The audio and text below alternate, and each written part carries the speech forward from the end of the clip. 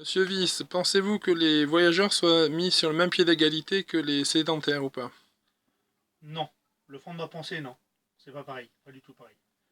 Même pour nos enfants, lorsqu'on veut les scolariser, par exemple.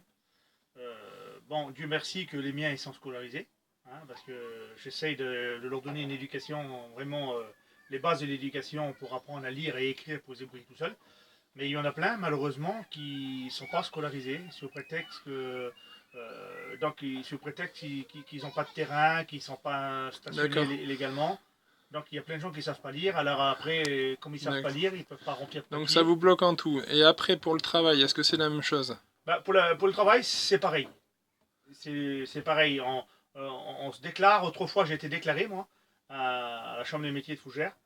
Donc je payais mes papiers correctement. Et à un moment donné, on m'a dit, bon, vous pouvez plus, parce qu'on vous a résilié il y a un an. Alors je me suis posé la question, pourquoi? Ils m'ont dit, parce que vous ne faites pas assez d'argent. Alors c'est-à-dire que lorsque je faisais dans une tournée d'été, que je faisais maintenant 4 à 5, 6 000 euros, des fois même voire 7 000 euros, eux, ils me demandaient 14 000 euros. Il fallait que je verse 14 000 euros. Alors on faisait toujours des lettres de dégrèvement, etc. Bon, on réussissait à attraper le coup à chaque fois. Mais voilà le problème qu'on rencontre bien souvent de fois. Et qu'en est-il pour ce qui est de quand un voyageur veut se sédentariser? Est-ce que c'est facile ou pas?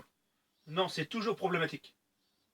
Lorsqu'un voyageur, des fois, jette un terrain, de dire, maintenant, je vais m'acheter un petit terrain pour avoir un petit pied de terre, mais on y vend le terrain, et lorsqu'il a le terrain, bien des fois, bah, il s'arrête, il veut mettre l'eau, l'électricité, et tout de suite, il est stoppé.